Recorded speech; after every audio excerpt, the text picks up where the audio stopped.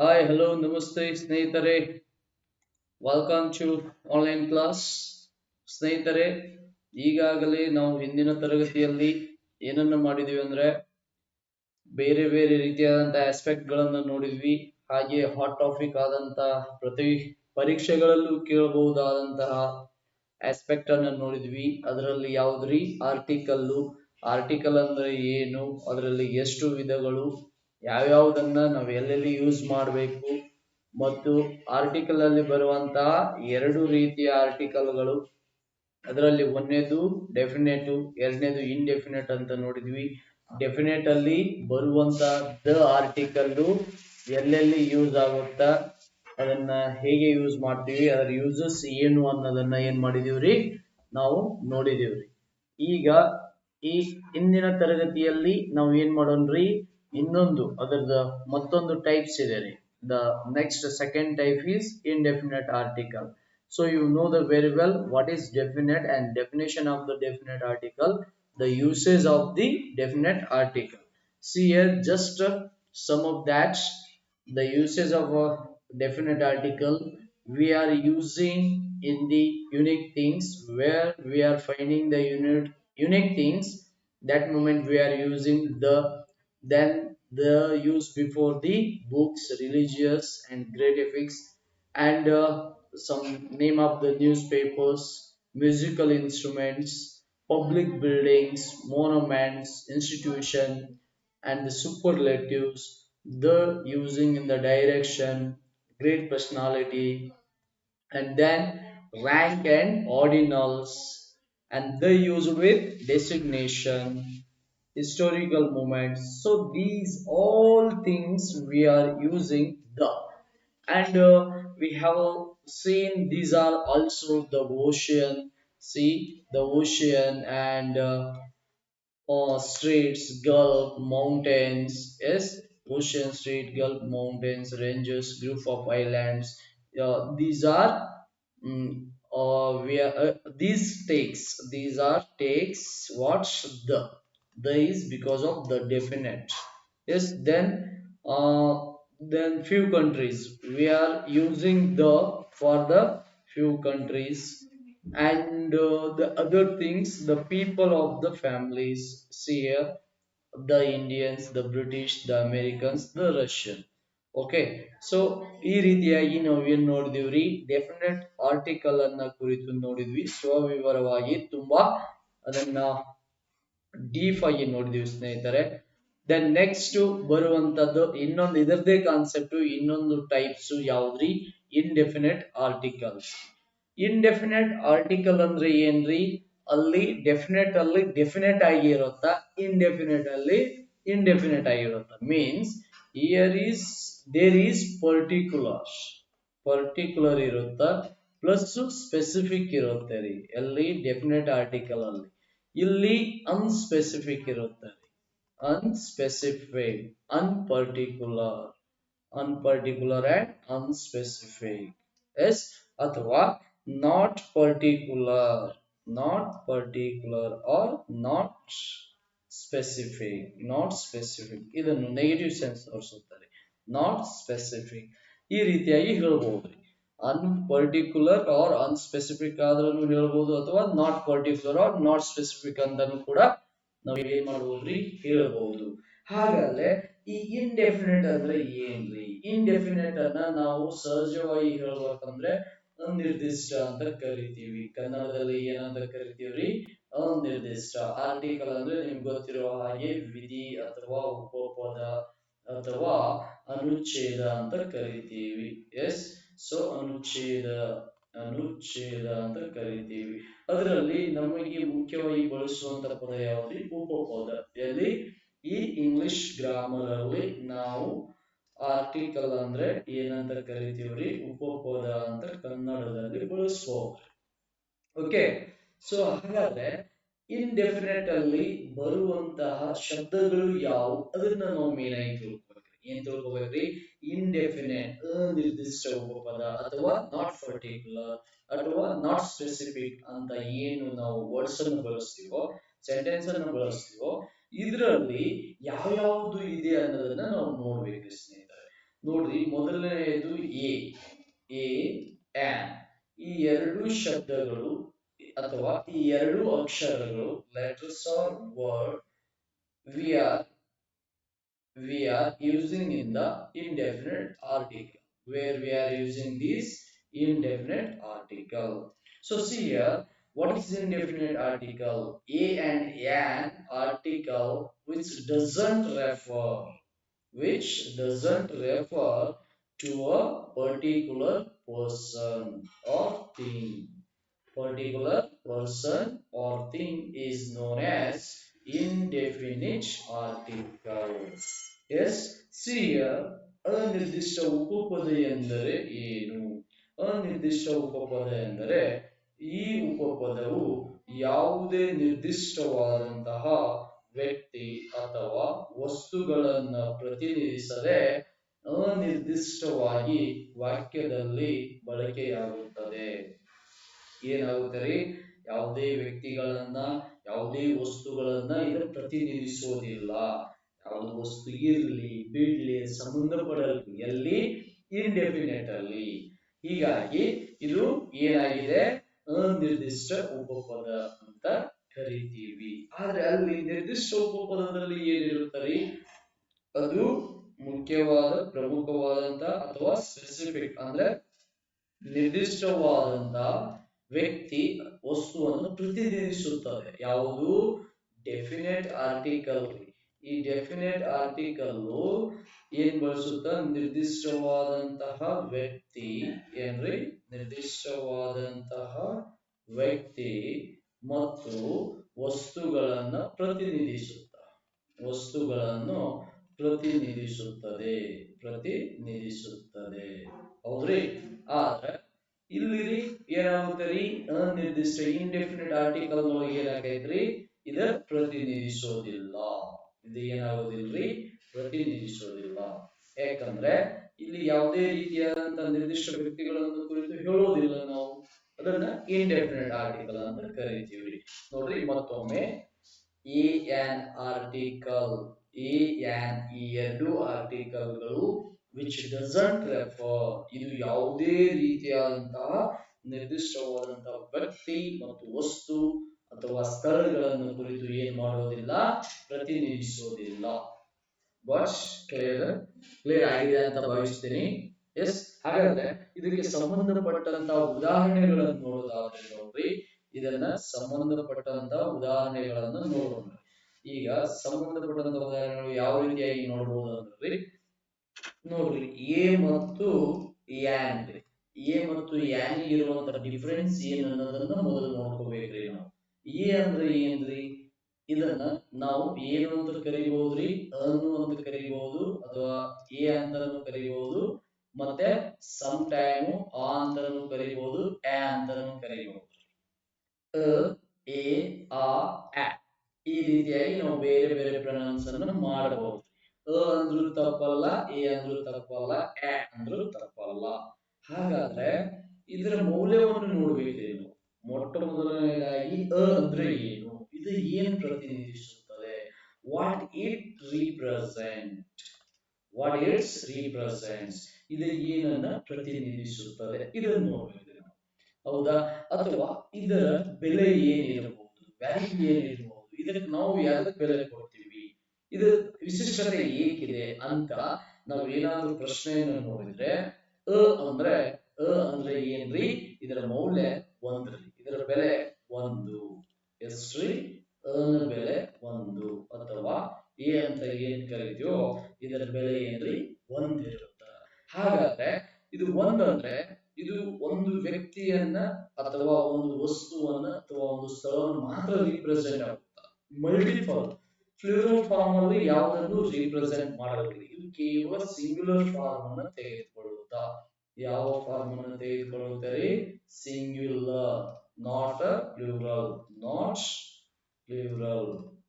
ಇದು ಯಾವುದೇ ರೀತಿಯಾದಂತಹ ಪ್ಲೂರಲ್ ಫಾರ್ಮ್ ಅನ್ನ ಏನ್ ಮಾಡೋದಿಲ್ರಿ? ರಿಪ್ರೆಸೆಂಟ್ ಮಾಡೋದಿಲ್ಲ. ಕೇವಲ ಸಿಂಗ್ಯುಲರ್ ಫಾರ್ಮ್. ಹಾಗಾದ್ರೆ ಸಿಂಗ್ಯುಲರ್ ಅಂದ್ರೆ ಏಕ, ಒಂದೇ, ಒಂದೇ ಅಥವಾ ಏಕೈಕ, ಅಥವಾ ಒಂದೇ. ಓಕೆ, ಹಾಗಾದ್ರೆ ಇದು ಎ ಬಗ್ಗೆ. Then let's discuss an. What is an? An ಅಂದ್ರೆ ಏನು ನೋಡ್ರಿ, ಇದಕ್ಕೂ ಒಂದು ಡಿಫರೆನ್ಸ್ ಇದೆ. ಈ ಎಲ್ಲಿ ಬಳಸಬೇಕು, ಆನ್ ಎಲ್ಲಿ ಬಳಸಬೇಕು ಅನ್ನೋದಕ್ಕೂ ಎರಡಕ್ಕೂ ಡಿಫರೆನ್ಸ್ ಇದೆ. ಅದನ್ನ ಹೆಂಗ್ ಬಳಸಬೇಕು, ಎಲ್ಲಿ ಬಳಸಬೇಕು ಅನ್ನೋದನ್ನ ನೋಡೋಣ. ಒನ್ ಬೈ ಕ್ಲಾರಿಟಿ ಕೊಡ್ತೀನಿ. ಬಟ್ ಇದ್ರ ಮೌಲ್ಯ ಮೊದಲು ತಿಳ್ಕೊಳ್ಳೋದು. ವ್ಯಾಲ್ಯೂ ಗೊತ್ತಾಯ್ತಪ್ಪ ಅಂದ್ರೆ ನಿಮ್ಗೆ ಈಸಿಯಾಗಿ ಕ್ಲಾರಿಟಿ ಸಿಗುತ್ತೆ. ಯಾವ ರೀತಿಯಾಗಿ ನಾನು ಎ ಅನ್ನ ಎಲ್ಲಿ ಬಳಸಬೇಕು, ಆನ್ ಅನ್ನ ಎಲ್ಲಿ ಬಳಸಬೇಕು ಅನ್ನೋದು ಒಂದು ನಿಮಗೆ ಕ್ಲಿಯರ್ ಕಾನ್ಸೆಪ್ಟ್ ಬರುತ್ತೆ ನಿಮ್ಗೆ. ಸೊ ಯಾನ್ ಅಂದ್ರೆ ಏನು, ಯಾನ್ ಎಲ್ಲಿ ರಿಪ್ರೆಸೆಂಟ್ ಮಾಡುತ್ತಾ, ಯಾನ್ ನ ಬೆಲೆ ಏನು, ಈ ರಿಪ್ರೆಸೆಂಟ್ ಆಮೇಲೆ ನೋಡೋಣ ಎಲ್ಲಿ ರಿಪ್ರೆಸೆಂಟ್ ಮಾಡ್ತಾರೆ ಅನ್ನೋದು ಹೇಳ್ತೀನಿ. ಮೊದಲು ಇದ್ರ ಬೆಲೆ ತಿಳ್ಕೊಳ್ಳೋಣ. ಯಾನ್ ಅಂದ್ರೆ ಏನ್ರಿ, ಇದ್ರ ಬೆಲೆ ಏನ್ರಿ? ಯಾನ್ ಬೆಲೆ ಎರಡೇನ್ರಿ? ಯಾನ್ ಬೆಲೆ ಎರಡು ಮೂರು.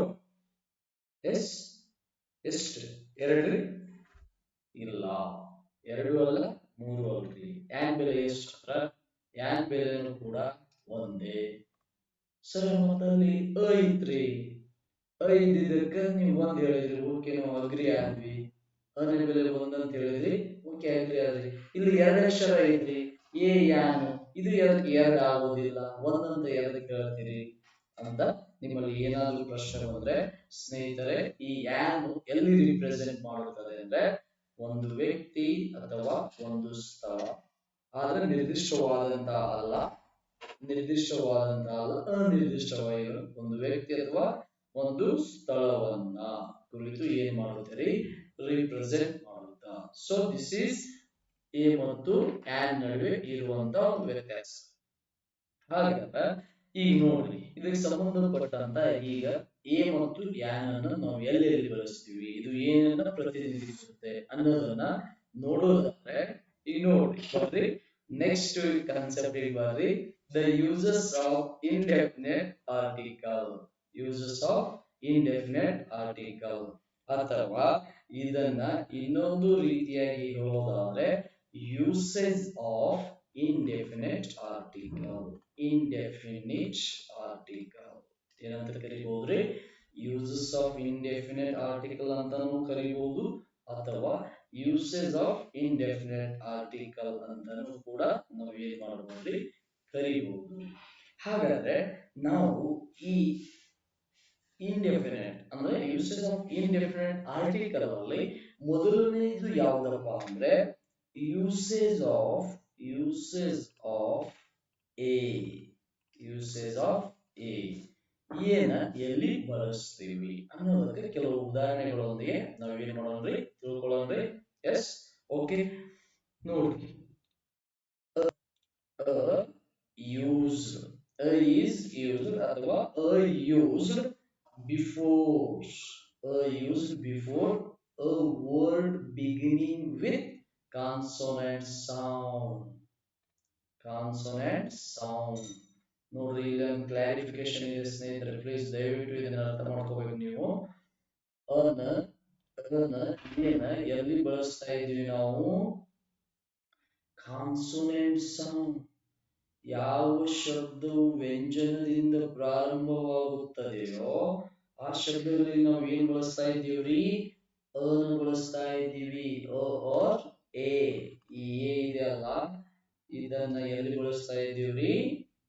ಎಲ್ಲಿ ಬಳಸ್ತಾ ಇದ್ದೀವಿ ನಾವು? ಕಾನ್ಸನೆಂಟ್ ಸೌಂಡ್ ಹತ್ರ ಬಳಸ್ತಾ ಇದ್ದೀವಿ.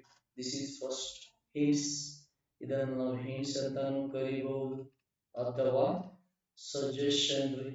ಇದು ನಿಮಗೆ ಸಜೆಷನ್ ರೀ, ಯಾವುದನ್ನ ಎಲ್ಲಿ ಬಳಸಬೇಕು, ಯಾವ ಬಳಸಬೇಕು ಅನ್ನೋದು ಒಂದು ಸಜೆಷನ್. ಫಸ್ಟ್ ಸಜೆಷನ್ ಏನು ಸ್ನೇಹಿತರೆ? Consonant sound. ಹಾಗಾದ್ರೆ ಇಲ್ಲಿ ಕೆಲವೊಂದು ಎಕ್ಸಾಂಪಲ್ ಇದೆ. ಅ ಗರ್ಲ್ ಒಂದು ಹುಡುಗಿ, ಅ ಬಾಯ್ ಒಬ್ಬ ಹುಡುಗ, ಅ ಮ್ಯಾನ್ ಒಬ್ಬ ಮನುಷ್ಯ, ಅ ಕಾವ್ ಒಂದು ಹಸು, ಅ ಬೊಫೆಲೋ ಒಂದು ಎಮ್ಮೆ ಅಥವಾ ಕೋಣ. ಎಮ್ಮೆ ಅಥವಾ ಕೋಣ ಅಂತ ಕರಿತೀವ್ರಿ, ಅ ಬೊಫೆಲೋ. ಎಸ್, ನೋಡ್ರಿ, a girl, a boy, a man, a cow, a buffalo. So a pen, a scissor, a scissors, yes, a table, a book. So ಇವೆಲ್ಲವೂ ಯಾವುದಕ್ಕೆ ಸಂಬಂಧಪಡುತ್ತೆ ರೀ? ಈ ಕಾನ್ಸೋನೆಂಟ್ ಸೌಂಡ್ಗೆ ಸಂಬಂಧಪಡುವಂತಹ ಉದಾಹರಣೆಗಳು. ಓಕೆ ರೀ, ಗೊತ್ತಾದ್ರಿ? ಅದನ್ನ ಎಲ್ಲಿ ಬಳಸ್ಬೇಕ್ರಿ? ಒಂದನೇ ಸಜೆಷನ್ ಏನ್ರಿ? ಕಾನ್ಸೋನೆಂಟ್ ಸೌಂಡ್ ಇದ್ದಲ್ಲಿ. ನೆಕ್ಸ್ಟ್ ಎರಡನೇ ಸಜೆಷನ್ ಬರೋಣ. ಎರಡನೇದು ಏನ್ರಿ? ಎರಡನೇ ಸಜೆಷನ್ ಏನಪ್ಪಾ ಅಂದ್ರೆ used. Is used before a noun. Before a noun. ನೋಡ್ರಿ, noun ಒಂದು ನಾಮಪದ. ಅದು ಏನನ್ನ ರೆಫರ್ ಮಾಡ್ತಾ ಇರಬೇಕು? ಸಿಂಗಲ್ ಪರ್ಸನ್ ಅನ್ನ ರೆಫರ್ ಮಾಡ್ತಾ ಇರಬೇಕ್ರಿ. ಏನನ್ನ ರೆಫರ್ ಮಾಡ್ತಾ ಇರ್ಬೇಕ್ರಿ?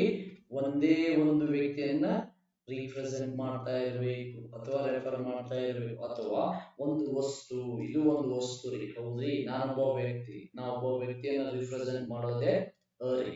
ಅದೇ ರೀ, ಒಂದು ಪೆನ್, ಈ ಪೆನ್ ಅನ್ನ ತೆಗೆದುಕೊಂಡಾಗ ಈ ಪೆನ್ ಯಾವ್ದು ರಿಪ್ರೆಸೆಂಟ್ ಮಾಡುತ್ತೋ ಆವಾಗ ನಾವು ಏನನ್ನ ಬಳಸ್ಬೇಕ್ರಿ? ಅಂತ ಬಳಸ್ಬೇಕು. ಓಕೆ ರೀ? ಹಾಗಾದ್ರೆ ಇಲ್ಲಿ ಕೆಲವೊಂದು ಉದಾಹರಣೆಗಳು ಇದ್ದಾವೆ ನೋಡ್ರಿ. He is a bad girl. He is bad girl. He is a bad girl. ಯಾಕ್ರಿ ಬ್ಯಾಡ್ ಅಂತ ಹೇಳಿದ್ರೆ ಗುಡ್ ಗರ್ಲ್ ಅಂತ ನಾವು ಹೇಳ್ಬೋದಲ್ರಿ? He is good girl. He is honest girl. Yes. So ಈ ರೀತಿಯಾಗಿ ನಾವು ಏನ್ ಬಳಸಬಹುದ್ರಿ? ಉದಾಹರಣೆಗಳನ್ನ ಬಳಸಬಹುದು. Next, he is a student. He is a student. ಇದು ಯಾವ್ದ್ರಿ? Noun form. ಇದು ಯಾವ ಫಾರ್ಮ್ ರೀ? Noun form. ಗರ್ಲು ಕೂಡ ಏನ್ರಿ? Noun form. ಅದಕ್ಕೆ ನಾವು ಇಲ್ಲಿ ಏನಂತ ಬಳಸ್ತಾ ಇದೀವಿ? ಏಕೈಕ ವ್ಯಕ್ತಿ ಇರೋದ್ರಿಂದ ಒಂದೇ ಅಂತ ಬಳಸ್ತಾ ಇದ್ದೀವಿ. He is a doctor. ಅವನು ಒಬ್ಬ ವೈದ್ಯ. ಅವನೊಬ್ಬ ವೈದ್ಯ ಅಂದ್ರೆ ನೋಡ್ರಿ, ಡಾಕ್ಟರ್. ಅವನು ಒಬ್ಬ ಡಾಕ್ಟರ್ ಅಪ್ಪ ಅಂತ ಹೇಳೋದಕ್ಕೆ ನಾವೇನ್ ಬಳಸ್ತೀವಿ ರೀ? ಈ ತರ. There is a book. A book on the table. ಅಲ್ಲಿ ಒಂದು ಟೇಬಲ್ ಮೇಲೆ ಒಂದು ಪುಸ್ತಕ ಐತಿ ಅಂತ ಹೇಳ್ತೀವಲ್ರಿ. ಟೋಟಲ್ ಸಿಂಗಲ್ ಅನ್ನ ರಿಪ್ರೆಸೆಂಟ್ ಮಾಡ್ತಾ ಇದಾವ. A book, a doctor, a girl, ಇವೆಲ್ಲ ಏನ್ರಿ? ಸಿಂಗಲ್ ಅನ್ನ ರಿಪ್ರೆಸೆಂಟ್ ಮಾಡುತ್ತಾ. ಸೊ ದಿಸ್ ಈಸ್ ಏನ್ರಿ? Second suggestion. Then let's we move the third suggestion. What is third suggestion? Third suggestion is like that certain expression. Certain expression ಅಂದ್ರ ಇದನ್ನ ನಾವು ಕನ್ನಡದಲ್ಲಿ ನೋಡೋದಾದ್ರೆ ನಿಶ್ಚಿತ ಹೇಳಿಕೆಗಳು. ಎಕ್ಸ್ಪ್ರೆಷನ್ ಅಂದ್ರೆ ಏನು? ಹೇಳಿಕೆಗಳು, ಭಾವನೆಗಳನ್ನು ವ್ಯಕ್ತಪಡಿಸು. ಅಂದ್ರೆ ನಿಶ್ಚಿತವಾದಂತ ಹೇಳಿಕೆಗಳು. ಈಗ ನೋಡ್ರಿ, ಇದರಲ್ಲಿ ಯಾವುದೇ ಬದಲಾವಣೆ ಆಗ್ತಾ ಇರೋದ್ರಿ. ಈ ನಿಶ್ಚಿತವಾದ ಹೇಳಿಕೆಗಳು ಹೆಂಗಿರ್ತಾವ ಅಂದ್ರೆ ಸ್ಪೆಸಿಫಿಕ್ ಆಗಿರ್ತಾವ್ರಿ. ಅವು ಬದಲಾವಣೆ ಒಟ್ಟ ಆಗ್ತಿರಂಗಿಲ್ಲ. ಈ ಎಕ್ಸಾಂಪಲ್ ನೋಡ್ರಿ, ಇಲ್ಲಿ ಕೆಲವು ಎಕ್ಸಾಂಪಲ್ ಕೊಟ್ಟಿದೆ. A couple, a couple, two couple, three couple, four couple, ಹಿಂಗ್ ಮೆನ್ಷನ್ ಮಾಡ್ಕೊಂಡು ಹೋಗ್ಬೋದ್ರಿ. ಅ ಕಪಲ್ ಅಂದ್ರೆ ಏನ್ರಿ? ಒಂದು ಜೋಡಿ. ಏನ್ರಿ? ಒಂದು ಜೋಡಿ. ಎಸ್. ಸೊ ಅದನ್ನ ಅ ಕಪಲ್ ಅಂತ ಕರಿತೀವ್ರಿ. ಅ ಡಜನ್, ಅ ಡಜನ್, ಒಂದು ಡಜನ್, ಒಂದು ಡಜನ್. ಒಂದು ಡಜನ್ಗೆ ಎಷ್ಟು ಸಂಖ್ಯೆ ಬರ್ತಾವ್ರಿ? 12 ಬರ್ತಾವಲ್ರಿ? ಎಸ್, ಅದನ್ನ ಅ ಡಜನ್, ಒಂದು ಗುಚ್ಛ ಇರುತ್ತೆ. ಅ ಡಜನ್. ನೋಡ್ರಿ, ಅ ಕಪಲ್ ಅಂತ ಕರಿತೀವ್ರಿ. ಕಪಲ್ ಅಂದ್ರೆ ಒಬ್ಬರೇ ಇರ್ತಾರಲ್ರಿ? ಗಂಡ ಹೆಂಡತಿ ಇಬ್ಬರನ್ನು ಸೇರಿ ಕಪಲ್ ಅಂತ ಕರಿತೀವಿ. ಅಂತ ವ್ಯಕ್ತಿಗಳು ಇಬ್ಬರಿದ್ದಾರ. ಬಟ್ ನಾವು ನಿಶ್ಚಿತ ಹೇಳಿಕೆಗಳಲ್ಲಿ ಏನಂತ ನೋಡ್ತಾ ಇದೀವಿ? ಒಂದು ಜೋಡಿ ಅಂತ ಹೇಳ್ತೀವಿ. ಅ ಕ್ವಾರ್ಟರ್, ಅ ಕ್ವಾರ್ಟರ್. ಕ್ವಾರ್ಟರ್ ಅಂದ್ರೆ ಅರ್ಧ ವಾರ್ಷಿಕ, ಅರ್ಧ ಅಂತ ಕರಿತೀವಲ್ರಿ? ಕ್ವಾರ್ಟರ್. ಅಥವಾ ಒಂದು ಫುಲ್ ಬಾಟಲ್ ಅಂತೀವಿ ನೋಡ್ರಿ, ಫುಲ್ ಕ್ವಾರ್ಟರ್. ದೋಸ್ತ ಇದೆ ಕ್ವಾರ್ಟರ್ಲೆ, ಇದನ್ನ ಅರ್ಧ ನೈಂಟಿ ಹಾಕಿದ್ರೆ ಅರ್ಧ ಕ್ವಾರ್ಟರ್. ಹೌದ್ರಿ? ಹಂಗ ಒಂದು ಕ್ವಾರ್ಟರ್ ಅಂತ ತಿಳ್ಕೊಂಡ್ಬಿಡ್ರಿ ನೀವು. ಅಂದ್ರ ಒಂದು ಕ್ವಾರ್ಟರ್ ರೀ. ಒಂದು ಕ್ವಾರ್ಟರ್ ಎಷ್ಟು ಎಮ್ ಎಲ್ ರೀ? 180 ml ರೀ. ಆ ಕ್ವಾಂಟಿಟಿಯನ್ನು ನೋಡಕ್ ಹೋಗ್ಬೇಡ್ರಿ.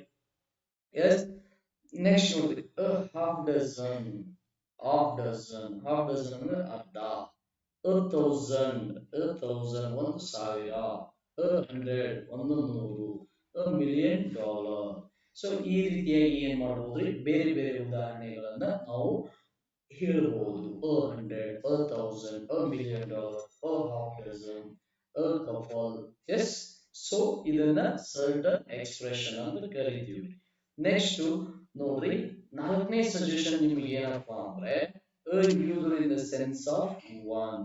ಅದೇ ಹೇಳಿದ್ನಲ್ರಿ ಅದರ ಬೆಲೆ, ಆ, ಅ ಬೆಲೆ ಏನು, ಮತ್ತೆ ಆನ್ ಬೆಲೆ ಏನು ಅಂತೇಳಿ. ಹಾಗೆ ಸೆನ್ಸ್ ಆಫ್ ಒನ್, ಅನ ಮೂಲ ಹೆಸರು ಒಂದು, ಅದಕ್ಕೆ ಅ book, a pen, a school, a bus, a bag, a coaching center, a library, a seat. Yes. So ಒಂದನ್ನ ಯಾವುದು ನಿರ್ಧರಿಸುತ್ತದೆ ಅಥವಾ ಒಂದಂತ ಯಾವ್ದು ಯಾವ್ದು ಇರುತ್ತೋ ಅವೆಲ್ಲವೂ ಏನ್ರಿ ಈ ರೀತಿಯಾಗಿ ಒಂದು ವ್ಯಾಲ್ಯೂನ ರಿಪ್ರೆಸೆಂಟ್ ಮಾಡುತ್ತೆ. ಹಾಗಾದ್ರೆ next last but in list ಮತ್ತೆ ಎಲ್ಲೆಲ್ಲಿ ಬಳಸ್ತೀವಿ ಅನ್ನೋದಕ್ಕೆ ಇದೊಂದು ಉದಾಹರಣೆ. Is used before vowels that are produced consonant sounds, that are produced consonant sounds. ನೋಡ್ರಿ, ಮತ್ತೆ ಎಲ್ಲಿ ಬಳಸ್ತೀವ್ರಿ? ಯಾವುದು ಯಾವುದು ವ್ಯಂಜನಗಳ ವ್ಯಂಜನಗಳ ಶಬ್ದವನ್ನ ವ್ಯಂಜನಗಳ ಒಳಗೊಂಡಿರೋ ಅಂದ್ರೆ ವ್ಯಂಜನಗಳನ್ನು ಒಳಗೊಂಡಿರೋ ಶಬ್ದಗಳನ್ನು ಕುರಿತು ಉಚ್ಚರಿಸುತ್ತದೆಯೋ ಅಥವಾ ಉಚ್ಚಾರ ಮಾಡುತ್ತದೆಯೋ ಅಂತಹ ಶಬ್ದಗಳ ಮುಂದೆ ನಾವು ಏನ್ ಬಳಸ್ತೀವ್ರಿ? ಅದನ್ನು ಬಳಸ್ತೀವ್ರಿ. ನೋಡಿ, ಇದನ್ನ ಕ್ಲಾರಿಫಿಕೇಶನ್ ಕೊಟ್ಟಿದ್ರಿ. ಏನಂತ ಕ್ಲಾರಿಫಿಕೇಶನ್ ಐತಿ ನೋಡ್ರಿ. ಅ vowels having consonant sound. Vowels having consonant sound. Consonant sound ಅದಾವ್ರಿ, ಹೆಂಗ ಅನ್ನೋದಕ್ಕೆ ಅದೊಂದು ಕ್ಲಾರಿಫಿಕೇಶನ್ ಕೊಡ್ತೀನಿ. ಮತ್ತು ಬಹಳ ಎಕ್ಸಾಂಪಲ್ ಅವ್ರಿ ಇದರ ಮೇಲೆ ಪ್ರಶ್ನೆ ಬಹಳ ಬಂದವು ಸ್ನೇಹಿತರೆ. ಇದರ ಮೇಲೆ ಸ್ವಲ್ಪ ಫೋಕಸ್ ಮಾಡ್ರಿ, ಕಾನ್ಸೆಪ್ಟ್ ಕೊಡ್ರಿ, ಕೈಗೆ ಕಾನ್ಸಂಟ್ರೇಟ್ ಇರ್ರಿ. ಏನಂದ್ರ ಇದನ್ನ ನೋಡ್ರಿ, ನಾನು ಒಂದು ಎಕ್ಸಾಮ್ದಲ್ಲಿ ನಾನು ರಾಂಗ್ ಮಾಡಿ ಬಂದಿದ್ದೆ. ಅವಾಗ ನನಗೆ ಗೊತ್ತಿತ್ತು, ಓ ಇದ ಹಿಂಗೈತಲ್ಲ, ನನಗೆ ಯಾವಾಗ ಗ್ರಾಮರ್ ಗೊತ್ತಿರಲಿಲ್ಲ. ಅದಕ್ಕಿಂತ ಮುಂಚೆ ನಾನು ಈ ಕ್ವಶನ್ಗೆ ರಾಂಗ್ ಆನ್ಸರ್ ಹಾಕಿ ಬಂದಿದ್ದೆ. ಬಟ್ ನನಗೆ ಗೊತ್ತಾದ ನಂತರ ಏನೈತ್ರಿ, ಓ ಇದಲ್ಲ ಅದು ತಪ್ಪು ಅಂತೇಳಿ. ಈಗ ನೋಡ್ರಿ, ನಾವು ಸರ್ವೇ ಸಾಮಾನ್ಯವಾಗಿ ಏನ್ ಬಳಸ್ತೀವ್ರಿ? ಯಾವುದು ಯಾವುದು ಸ್ವರದಿಂದ ಪ್ರಾರಂಭವಾಗುತ್ತೆ ನೋಡ್ರಿ. ಈಗ ಇಲ್ಲಿ beginning word beginning with consonant sound, consonant sound ಲಿಂದ ಪ್ರಾರಂಭವಾದಲ್ಲಿ ಮಾತ್ರ ನಾವು ಏನ್ ಬಳಸ್ಬೇಕ್ರಿ? ಅನ್ನು ಬಳಸ್ಬೇಕು. ಹಾಗಾದ್ರೆ ಇದು ಕಾನ್ಸೋನೆಂಟ್ ಲಿಂದ ಪ್ರಾರಂಭವಾಗೈತೇನ್ರಿ? ನೋಡ್ರಿ, ಕಾನ್ಸೋನೆಂಟ್ ಲಿಂದ ಏನಾಗಿಲ್ರಿ? ಪ್ರಾರಂಭವಾಗಿಲ್ಲ. ಏನ್ರಿ? ಯು ಅಂದ್ರೆ ಏನ್ರಿ? This is vowel. U means vowel ಅಂದ್ರೆ ಸ್ವರ ರೀ. ಹಾಗಾದ್ರೆ ಈ ಸ್ವರಕ್ಕೆ ನಾವು ಏ ಅಂತ ಎದಕ್ಕೆ ಬಳಸ್ಬೇಕ್ರಿ? Wrong. This is according to us this is wrong. But ಒಂದು ಎಕ್ಸೆಪ್ಷನ್ ಇದೆ ರೀ ಈ ಗ್ರಾಮರ್ ಅಲ್ಲಿ. ಇಲ್ಲಿ ಒಂದು ಎಕ್ಸೆಪ್ಷನ್ ಇದೆ, ಈ ಆರ್ಟಿಕಲ್ ಅಲ್ಲಿ ಒಂದು ಎಕ್ಸೆಪ್ಷನ್ ಏನಪ್ಪಾ ಅಂದ್ರೆ, ಈ ಕೆಲವು ಶಬ್ದಗಳು ಮಾತ್ರ ಏನನ್ನು ಮಾಡ್ತಾವು? ವೊವೆಲ್ಸ್ ಇದ್ರೂ ಕೂಡ ಕಾನ್ಸೋನೆಂಟ್ ಸೌಂಡ್ ಆಗಿ ಪರಿಗಣಿಸ್ತವು. ಯಾವಾಗ? A university, university, U U U ಬರುತ್ತೆ ನೋಡ್ರಿ, ಎ ಯಾ ಯು, ಈ ಯೂನಿವರ್ಸಿಟಿ. ಯೂನಿಯನ್, ಯೂನಿಯನ್ ಬರಿತೀವಿ ನೋಡ್ರಿ ನಾವು. ಎಸ್, ಯೂನಿಯನ್, ಯೂನಿಯನ್ ಅಂತ ಬರಿತೀವ್ರಿ. ಯೂನಿವರ್ಸಿಟಿ ಅಂತ ಬರಿತೀವಿ, ಯೂನಿವರ್ಸಿಟಿ. ಹೌದ್ರಿ, ಈ ಯೂನಿವರ್ಸಿಟಿ ಏನ್ ಬರಿತೀವಲ್ರಿ, ಇದು ಏನಾಗುತ್ತೆ ರೀ? ವ್ಯಂಜನ ಅಂತ ಹೇಳಿ ಕನ್ಸಿಡರ್ ಆಗುತ್ತೆ ರೀ. Euro, euro. ಹೌದ್ರಿ, ಯುರೋಪಿಯನ್, ಯುರೋಪಿಯನ್. ಈ ತರ ಏನೇನ್ ಬಳಸ್ತೀವಲ್ರಿ ಇವೆಲ್ಲವೂ ಏನಾಕವ್ರಿ? ವ್ಯಂಜನಗಳಾಗಿ ಕನ್ಸಿಡರ್ ಆಗೋದ್ರಿಂದ ಇದನ್ನ ನಾವ್ ಏನ್ ಬಳಸ್ತೀವ್ರಿ? ಅಂತ ಬಳಸ್ತೀವಿ. ಇವೆಲ್ಲವೂ ವ್ಯಂಜನಗಳಾಗಿ ಉಚ್ಚಾರಣೆ ಆಗೋದ್ರಿಂದ ನಾವು ಏನ್ ಬಳಸ್ತೀವ್ರಿ? ಬಳಸ್ತೀವಿ. ಮತ್ತೆ ಇದರ ಮೇಲೆ ಆರ್ಟಿಕಲ್ ಸೆಕ್ಷನ್ ಅಲ್ಲಿ ಬಹಳ ಕ್ವಶನ್ ಅನ್ನು ಕೇಳಿದನ್ರಿ. ಡ್ಯಾಶ್ ಯೂನಿವರ್ಸಿಟಿ, ಡ್ಯಾಶ್ ಯೂನಿವರ್ಸಿಟಿ ಅಂತ ಹೇಳಿ ಕೇಳ್ಬಿಟ್ಟು ಆ್ಯಂಡ್ ದ ಈ ತರ ಮತ್ತು ಒಂದು ಬೇರೆ 4 ಆಪ್ಷನ್ ಕೊಟ್ಟಿರ್ತಾನ್ರಿ. ಅದ್ರೊಳಗೆ ನಾವು ಸರ್ವೇ ಸಾಮಾನ್ಯವಾಗಿ ಅತಿ ಹೆಚ್ಚು 99% ರೀ, 99% 1% ಯಾರಿಗೆ ಗೊತ್ತಿದೆ ಅವ್ರು ಅಷ್ಟೇ ಏನ್ ಮಾಡಿರ್ತಾರ್ರಿ? ಹಾಕಿರ್ತಾರ್ರಿ. ಈಗ ನಿಮಗೂ ಗೊತ್ತಾಗಿರುತ್ತೆ, ಇನ್ಮೇಲೆ ನೀವು ಏನ್ ಮಾಡಲ್ರಿ? ತಪ್ಪು ಮಾಡಲ್ಲ. ಯಾಕಂದ್ರೆ ನೀವು ಇನ್ ಮುಂದೆ ಹಾಕಿ ಬಂದಿರ್ತೀರಿ. ಆದ್ರೆ 99% ಆಸ್ಪಿರೆಂಟ್ಸ್ ಸ್ಟೂಡೆಂಟ್ಸ್ ಯಾನ ಅಂತ ಬರ್ದಿರ್ತಾರೆ. ಏನಂತ ಬರ್ದಿರ್ತಾರ್ರಿ? An university, an union, an euro, an European an unit ಅಂತೇಳಿನ ಬರೀತಾರೆ. ಯಾಕಂದ್ರ ಸಾರ್ವತ್ರಿಕವಾಗಿ ನಾವು ಸರ್ವೇ ಸಾಮಾನ್ಯವಾಗಿ ಆನ್ಸರ್ ಮಾಡೋದ್ರಿ ಅದು ತಪ್ಪಲ್ರಿ, ಅವ್ರು ತಪ್ಪು ಮಾಡೋದಲ್ಲ. ಯಾಕಂದ್ರೆ ಅವ್ರಿಗೆ ಕ್ಲಾರಿಟಿ ಇಲ್ಲ. ಈಗ ಈ ವಿಡಿಯೋನ ಯಾರ್ಯಾರು ನೋಡ್ತಾ ಇದ್ದೀರಿ, ನಿಮ್ಗೊಂದು ಕ್ಲಾರಿಟಿ ಬಂದಿರುತ್ತಾ, ಈ ಕ್ಲಾರಿಟಿನಿಂದ ಮುಂಬರುವಂತ ಪರೀಕ್ಷೆಗಳಲ್ಲಿ ನೀವೇನ್ ಮಾಡಕ್ ಹೋಗ್ಬೇಡ್ರಿ, ತಪ್ಪು ಮಾಡಕ್ ಹೋಗ್ಬೇಡ್ರಿ. ಓಕೆನಾ? ಸೊ ಹಾಗಾದ್ರೆ ಇದೊಂದು ಎಕ್ಸೆಪ್ಷನ್ ಇರುತ್ತಾ, ಈ ಇಂಡೆಫಿನೆಟ್ ಆರ್ಟಿಕಲ್ ಅಲ್ಲಿ ಏನು ಎಲ್ಲೆಲ್ಲಿ ಬಳಸಬೇಕು ಅನ್ನೋದನ್ನ ನಿಮ್ಗೇನಾದ್ರಿ ಕ್ಲಾರಿಟಿ ಸಿಕ್ತು. ಎಸ್, ಓಕೆ ರೀ, ಗೊತ್ತಾಗಿದೆ ಅಂತ ತಿಳ್ಕೊತೀನಿ. ಒಮ್ಮೆ ಜಸ್ಟ್ ರಿವಿಷನ್ ಮಾಡೋದಂದ್ರೆ ನೋಡ್ರಿ, ಏನು ಎಲ್ಲಿ ಬಳಸ್ಬೇಕ್ರಿ, ಕಾನ್ಸನೆಂಟ್ ಸೌಂಡ್ ಎಲ್ಲಿ ಇರುತ್ತೆ ಅಲ್ಲಿ. ನೆಕ್ಸ್ಟ್ ಏನು ಎಲ್ಲಿ ಬಳಸ್ಬೇಕ್ರಿ, ಅದು ಸಿಂಗಲ್ ಪರ್ಸನ್ ಇರ್ಬೇಕ್ರಿ, ಸಿಂಗ್ಯುಲರ್ ಇದ್ದಲ್ಲಿ ಬಳಸ್ಬೇಕ್ರಿ. ನೆಕ್ಸ್ಟ್ ಏನು ಎಲ್ಲಿ ಬಳಸ್ಬೇಕ್ರಿ, ನಿಶ್ಚಿತವಾದಂತ ಹೇಳಿಕೆಗಳು ಇರಬೇಕು, ಸರ್ಟನ್ ಎಕ್ಸ್ಪ್ರೆಷನ್ ಇದ್ದಾಗ ನಾವು ಏನು ಬಳಸ್ತೀವಿ. ಈ ಮೌಲ್ಯ ಏನ್ರಿ, ಒಂದು ಸೆನ್ಸ್ ಆಫ್ ಒನ್. ದೆನ್ ಏನು ಎಲ್ಲಿ ಬಳಸ್ಬೇಕ್ರಿ, ಕಾನ್ಸನೆಂಟ್ ಸೌಂಡ್ಸ್ ಇದ್ದಾಗ ಯಾವ ವೋವೆಲ್ಸ್ ಕಾನ್ಸನೆಂಟ್ ಸೌಂಡ್ ಅನ್ನು ಉಚ್ಚರಿಸುತ್ತವೋ ಅಥವಾ ಉತ್ಪಾದಿಸುತ್ತವೋ ಆ ಸಂದರ್ಭದಲ್ಲಿ ಏನ್ ಬಳಸ್ಬೇಕ್ರಿ, ನಾವು ಏನ ಬಳಸಬೇಕು. Okay, I hope the doubt will be clear. Yes, let's we proceed the next step.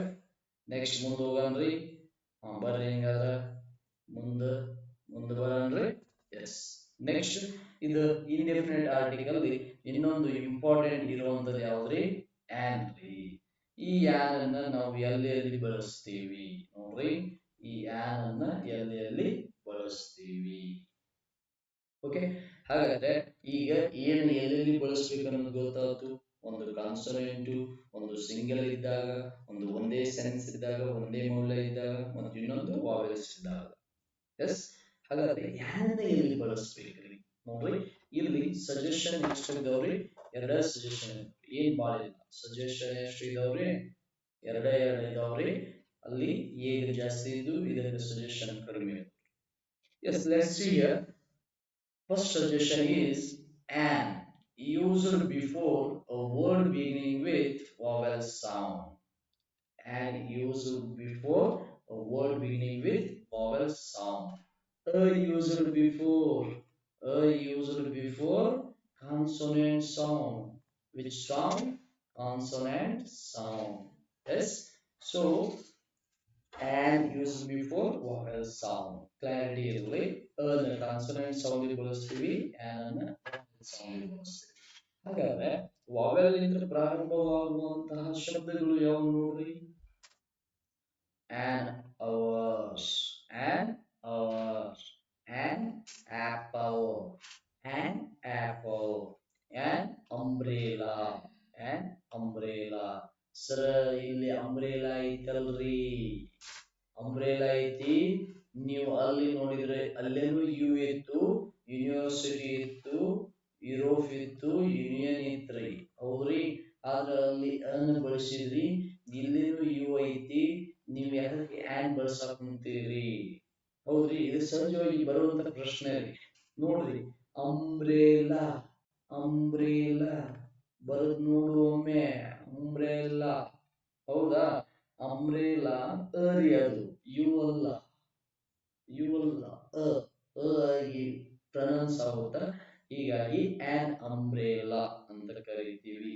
On hour ನೋಡ್ರಿ, ಹೆಚ್ಚ ಐತಿ ಇಲ್ಲಿ, ಹೌದ್ರಿ.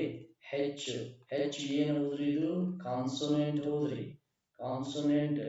ಆದ್ರ ಹೆಚ್ಚಿಗೆ ಏನ್ ಬಳಸ್ಬೇಕ್ರಿ, ಬಳಸ್ಬೇಕಾಗಿತ್ರಿ. ಕಾನ್ಸನೆಂಟ್ ಸೌಂಡ್ ಸಹಜವಾಗಿ ತೆಗೆದುಕೊಳ್ತಾವ. ಬಟ್ ನಾವು ಇಲ್ಲಿ ಏನ್ ಬಳಸಿವ್ರಿ, ಆನ್ ಬಳಸಿವ್ರಿ. ಅದಕ್ಕಂದ್ರ an hour, hour, an hour, ಈ ಅವರ್. ಹೀಗಾಗಿ ಹೆಚ್ಚಲ್ಲಿ ಏನಾಗುತ್ತ, ಸೈಲೆಂಟ್ ಆಗುತ್ತ. ಹೆಚ್ಚು ಸೆಮಿ ಓವೆಲ್, ಹೆಚ್ಚು ಏನ್ರಿ ಸೆಮಿ ಓವೆಲ್ ಇದ್ದಂಗ. Okay, so on ink pot, an ink pot, an island, an island, an egg, an elephant, an ignited mind. Yes, an elephant, an ignited mind, an egg, an island, an hour, an apple, an umbrella, an ink pot. the example for an. Yes, ಇನ್ನು ಬಹಳ ಉದಾಹರಣೆಗಳು ಸಿಕ್ಕಾಪಟ್ಟೆ ಇದಾವೆ ಸಿಕ್ಕಾಪಟ್ಟೆ. There is no limit. If you are finding so many examples will be available in the website and books and references. No doubt. Yes. Next, see a second suggestion. ಎರಡನೇ suggestion ಅಂದ್ರೆ ನಿಮಗೆ ಏನು ಎರಡನೇ ಸಜೆಷನ್ ಅಂದ್ರೆ ಈ suggestion ಬಹಳ important. ಇದು ಬಹಳ ಇಂಪಾರ್ಟೆಂಟ್. ಇದರ ಮೇಲೆ ಕೆಲವು ಪ್ರಶ್ನೆಗಳನ್ನು ಕೇಳಿದ್ದಾರೆ. And use the name of 8 consonant sounds. ಈ 8 ಕಾನ್ಸೋನೆಂಟ್ ಸೌಂಡ್ಗಳಿಗೆ ಸ್ನೇಹಿತರೆ ಯಾನನ್ನ ಬಳಸ್ತೀವಿ. ಯಾಕೆ ಯಾನನ್ನ ಬಳಸ್ತೀವಿ ಅಂದ್ರೆ ಇದರಲ್ಲಿ ಸ್ವರಗಳು ಸೃಷ್ಟಿ ಆಗ್ತಾವ, ಸ್ವರಗಳು ಉಚ್ಚಾರಣೆ ಆಗುತ್ತಾ. ಏನಾಗುತ್ತಾರೆ? ಸ್ವರಗಳ ಉಚ್ಚಾರಣೆ ಆಗುತ್ತಾ. ಸ್ವರಗಳ ಉಚ್ಚಾರಣೆಗಳು ಈ 8 ವ್ಯಂಜನಗಳಲ್ಲಿ ಆಗುವುದರಿಂದ, 8 ವ್ಯಂಜನಗಳಲ್ಲಿ ಸ್ವರಗಳ ಉಚ್ಚಾರಣೆ ಆಗೋದ್ರಿಂದ ನಾವು ಏನ್ ಮಾಡ್ತೀವ್ರಿ? ಇವುಗಳನ್ನ ಸ್ವರ ಅಂತೇಳಿ ಕನ್ಸಿಡರ್ ಮಾಡ್ತೀವಿ. ಇದನ್ನ ಇನ್ನೊಂದು ಹೇಳ್ಬೇಕಂದ್ರೆ ಸೆಮಿ ಓವೆಲ್ಸ್ ಅಂತ ಕರಿತೀವಿ ನಾವು. ಈ 8 ವ್ಯಂಜನಗಳನ್ನ ಸೆಮಿ ಓವೆಲ್ಸ್ ಅಂತ ಕರಿತೀವಿ. ಎಸ್, ಹಾಗಾದ್ರೆ ಆ ಸೆಮಿ ಓವೆಲ್ಸ್ಗಳು ಯಾವುವು ನೋಡ್ರಿ? ಯಾವ್ಯಾವ್ರಿ? F, H, L, M, N, R, S, X. I repeat, F, H, L, M, N, R, S, X begin with vowel sound. ಸ್ವರಗಳಿಂದ ಪ್ರಾರಂಭವಾಗ್ತವು. ನೋಡ್ರಿ, H, honorable, honorable, honest, honest, honest, our, our, HM, HM, HM. ನೋಡ್ರಿ, ಏನ್ರಿ ಸ್ವರ? Honour, ಆ, ಆದಿಂದ ಪ್ರಾರಂಭವಾಗುತ್ತದೆ. ಆ, honest, ಓ, honest, hour, H. Okay, so next ಎಲ್ಲಲ್ಲಿ ಬರುವಂತವ್ರಿ. ಎಲ್ಲಲ್ಲಿ ಬರುವಂತವು laser, laser, lay, a, lamp, ಆ, leg, lay, a, leap, ಲಿ, ಈ ಬರುತ್ತದೆ. ಹೌದ್ರಿ? ಲೇಸರ್, ಲ್ಯಾಂಪ್, ಲೆಗ್, ಲೀಫ್ ರೀ. Next M, MBA, MBA, a ಬರುತ್ತೆ. MBA, MLA, ಇಲ್ಲಿ ಏನ್ ಬರ್ತೈತ್ರಿ? MLA, MLA, and MLA, and MP, and MA, and MPL. So these are takes and you allow and take for Tori. An honorable minister, an honest person, an over, an HM, and laser, and lamb, and leg, and leaf, and MBA, and MLA, and MP, and MA, and MPhil. Yes? ಹಾಗಾದ್ರೆ next F ಅಲ್ಲಿ ಬರುವಂತ ಶಬ್ದ ಯಾವ್ದು? And family, ಬರುತ್ತೆ. Family, ಅಂತ. Fat, yes, factory. ಇದು factory. Next ಆರ್ಗಳು ನೋಡ್ರಿ ಏನೇನ್ ಬರುತ್ತದೆ? ರೆಡಾನ್, ರೆಡಾನ್, ರೇಡಿಯಸ್, ರೇ, ರೇ, ಎ, ರೇ, ಎ, ರೇ, A. Radon, radon, radon. Yes, school, school, state, some. Then X-ray, Xerox, Xerox, genome, xenon. Nature, nature, school, school. ಇಲ್ಲೂ ಶಬ್ದ ಬರುತ್ತೆ. ಸ್ಟೇಟ್, ಎ ಶಬ್ದ. ಸಮ್, ಶಬ್ದ ಬರುತ್ತೆ. ಓಕೆ, ಸೊ ಈ ರೀತಿಯಾದಂತಹ 8 ಕಾನ್ಸೋನೆಂಟ್ ಗಳಿಂದ ಬರುವಂತಹ ಎಲ್ಲಾ ಶಬ್ದಗಳು ಏನಾಗುತ್ತಾರೆ? ಇವು ಯಾನನ್ನ ತೆಗೆದುಕೊಳ್ಳುತ್ತಾ, ಯಾನನ್ನ ತೆಗೆದುಕೊಳ್ಳುತ್ತಾ. ಸೊ ಎಸ್ ಸ್ನೇಹಿತರೆ, ಈ ಆರ್ಟಿಕಲ್ ಅನ್ನ ತುಂಬಾ ಡಿಟೇಲ್ ಆಗಿ ಎಲ್ಲ ಒಂದು ಸ್ವಲ್ಪ ಬಿಡಲಾರದೆ ತುಂಬಾ ವಿವರವಾಗಿ ನೋಟ್ಸ್ ಅನ್ನು ನೀಡಿದ್ದೀನಿ. ಇದನ್ನ ತೆಗೋರಿ, ಎಂಜಾಯ್ ಮಾಡಿ, ಓದ್ರಿ. ನಿಮ್ಮ ಮುಂದಿನ ಭವಿಷ್ಯ ಉಜ್ವಲವಾಗಲಿ ಅಂತ ಆಶಿಸ್ತಾ ಈ ಇವತ್ತಿನ ಸೆಷನ್ ನಾವು ಏನ್ ಮಾಡೋಣ್ರಿ? ವಿರಾಮ. Okay, bye bye, thank you everybody, bye.